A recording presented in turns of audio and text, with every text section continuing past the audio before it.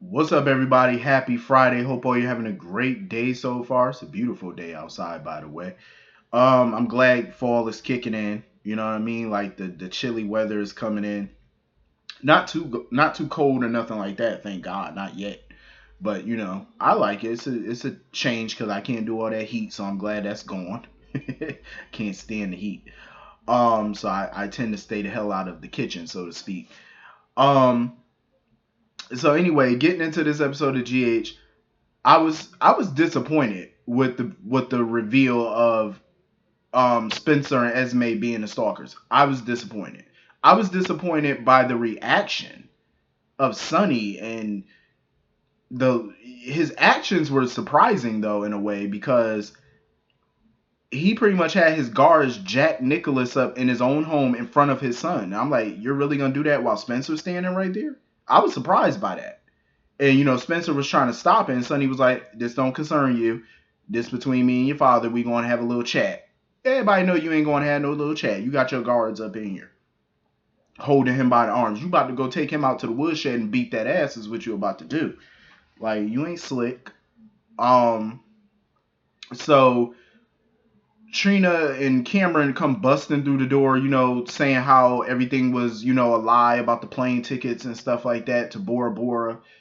And Sonny was like, "What the hell is going on up in here?" He was like, Aren't y'all too old for pranks and tricks and stuff like that?" And they was like, "It's not a prank." They, ran it down about how they felt Esme and Cameron were. I'm getting everybody's name all mixed up today. Um, let's get it together. They were thinking that Spencer and Esme were the stalkers, so they try to, set a trap. Finally, Spencer spoke up and was like, "It was me all along. I'm the stalker." Nicholas was still in denial about it because he was like, "We already been through this. We already cleared your damn name. You can't be the stalker." He was like, "I'm the stalker." So Sonny was like, so he didn't even give a damn about everything else, like the cockroach, the car being on fire. He didn't care nothing about none of that. All he was focused on was that teddy bear with Ryan's voice that was left in his daughter's bedroom. That's what he was focused on. He didn't care about nothing else. He was like, "So you did that?" He was like, "You did that to, my daughter. You put my daughter in this, your own cousin." Would piss me off with Sonny. We gonna handle this later. We gonna deal with this later. I said, "That's it," and gonna walk out with your goons. That's it. That's all you gonna say. A minute ago, when Ava told him about all this, he banged on the table and was cussing. Now all of a sudden, we gonna deal with this later. Really? I said, "Sonny, you disappoint me these days. I was hoping that you would have came back from Nixon Falls ready to raise some hell. So far, you're not." His reaction was just, "What?" I was expecting more. Like I was expecting the works. You know what I mean? Like some threat, something, a chokehold, something, a body slam. I mean, what? Nothing. Just we'll deal with this later. That's it. And you know what pissed me off about Sonny? He didn't even have the testicular fortitude to even apologize to Nicholas. Like you were dead wrong. And I was so pissed at Sonny because it's like you're taking the word of a girl you don't even know. And I think he did that, like I said before, he did that because he just doesn't like Ava. So anything negative he hears about Ava, he's gonna believe it because he hates her that much. Um, he didn't investigate this. He didn't even properly ask questions about it or to see if it was true. He just burst in the house with his goons, believing everything and ready to beat Nicholas down. Like that was so stupid. All Nicholas asked for was an apology. I mean, you was gonna have him beaten up and stuff like that, and then you got your goons grabbing him in front of his own son. You could have at least apologized for that. And of course, Sonny wouldn't. All he gonna say is, "Oh, we're done for now." That's all you gonna say. No apology. That was jacked up on Sonny part. I ain't even gonna lie. And I like Sonny, but that was wrong. Like you could at least give that man an apology because your ass was wrong. And you was the fool because you believed this little ass girl who you don't even know and she played you like a sucker and you fell for it. She saw a lollipop and she licked you. That's what happened. She saw a sucker and she licked you. You should have apologized. I'm just saying. The only one that really showed any real freaking emotion, anger, and all of this was Nicholas. Nicholas was pissed. He was pissed. And I can't blame him.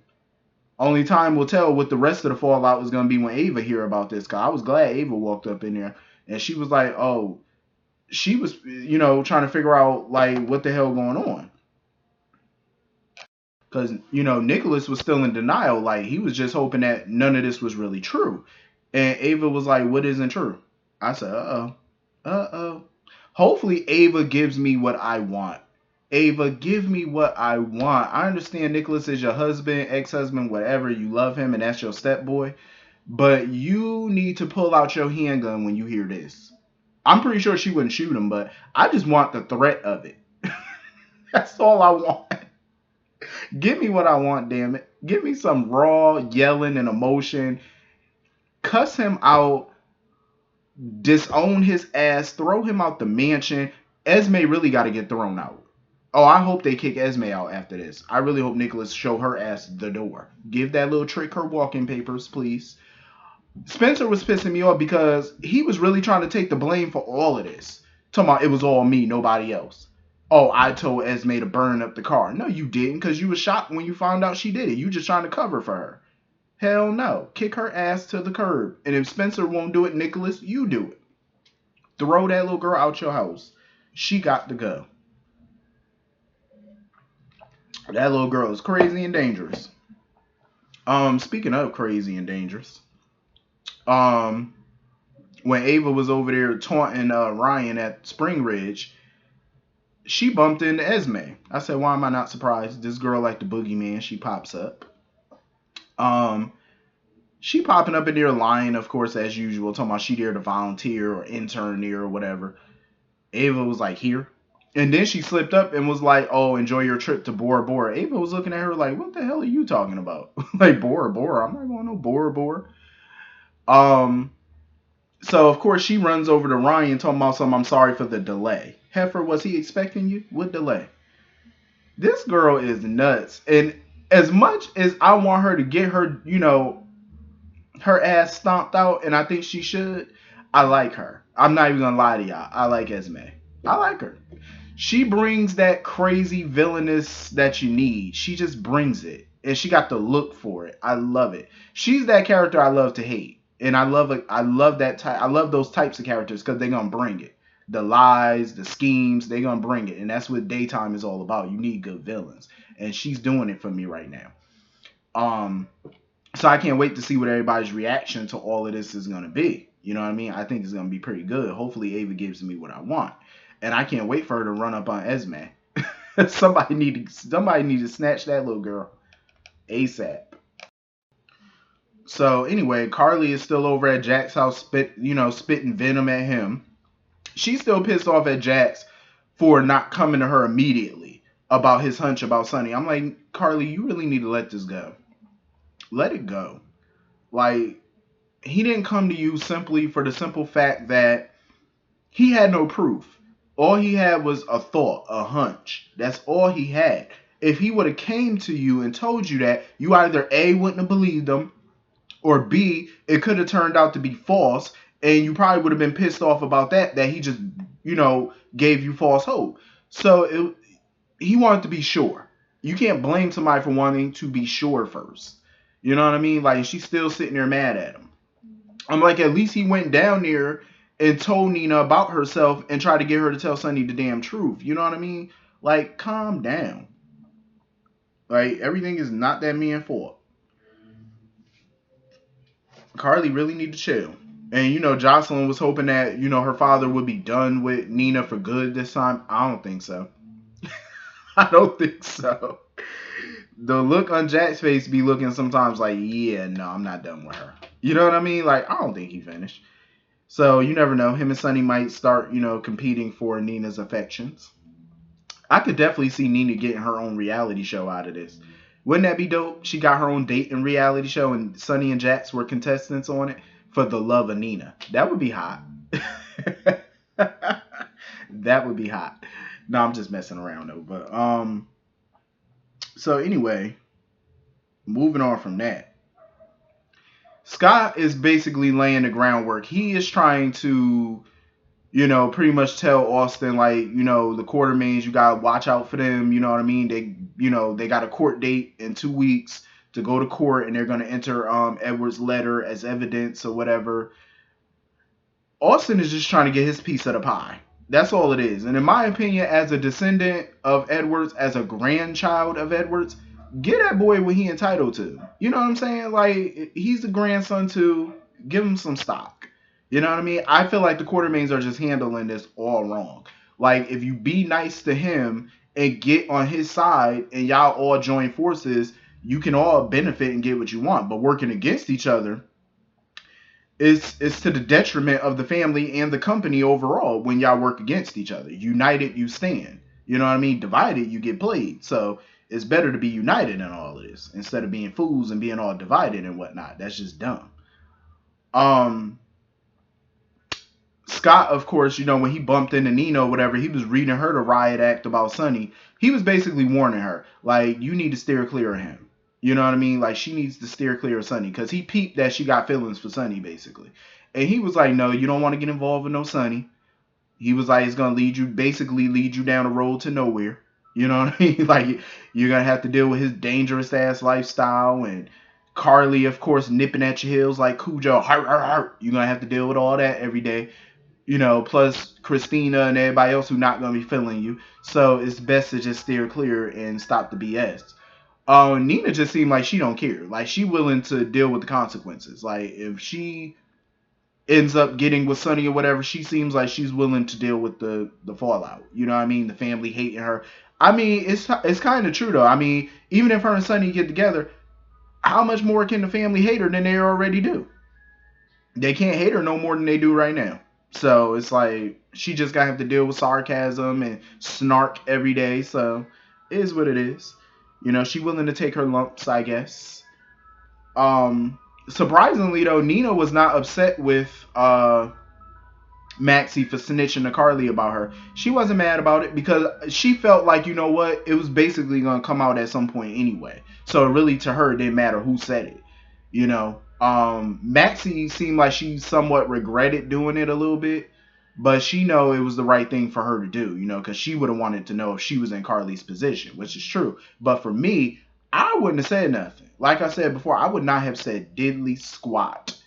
Okay? That conversation, that type of conversation is between Sonny, Carly, Nina, the good Lord, and the baby Jesus. That's who that conversation is between. That ain't got nothing to do with nobody else. I wouldn't have said nothing if I was Maxie. I would have put the shut to the up. Because she's sitting there talking about, oh, Jocelyn could tell that I was holding something back. Jocelyn is technically a child. Yeah, she's legally an adult, but you're a child. It's like, come on, Maxie, you could have played her. All she had to do was sit there and say, you know, I'm still worried about Peter being around. That's all you had to do. Explain it away. Come up with an excuse.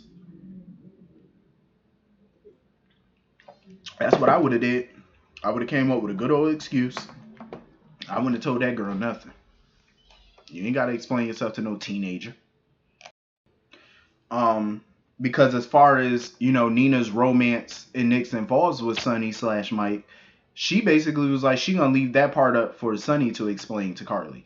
And boy, is he gonna have some explaining to do because as soon as he got home, Carly was like, "Look, we need to talk about Nina." And notice how Sonny pretty much spent the whole day outside that house because he knew it was his ass once he got home. He knew it, and now he got to face the music. But I definitely agree with Maxie. I think Sonny definitely has feelings for Nina, and I don't think he can shake those feelings.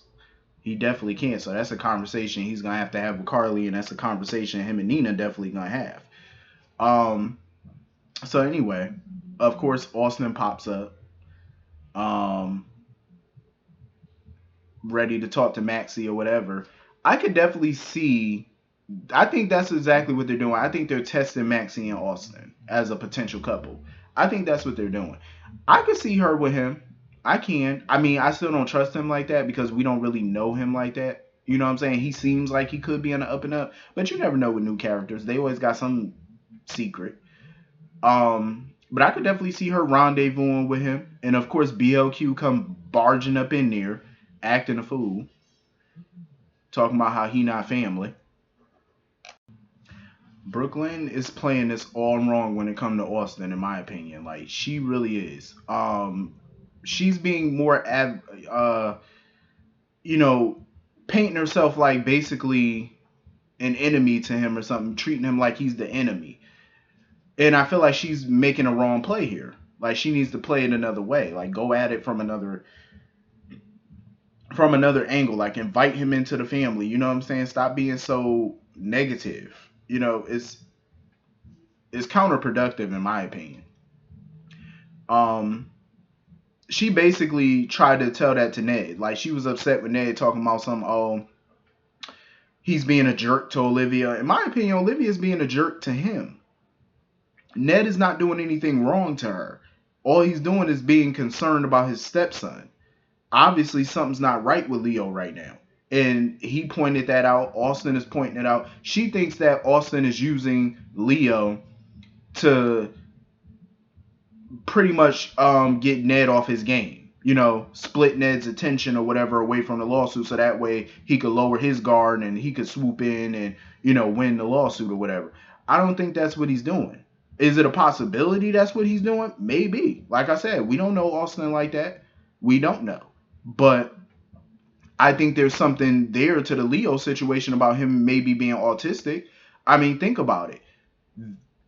Um, Olivia did have Austin late in life. And when you have a late in life pregnancy, autism is one of those things that can happen. Any doctor would tell you that. You know, when you have a child 30, you know, when you're 35 or older, after 35.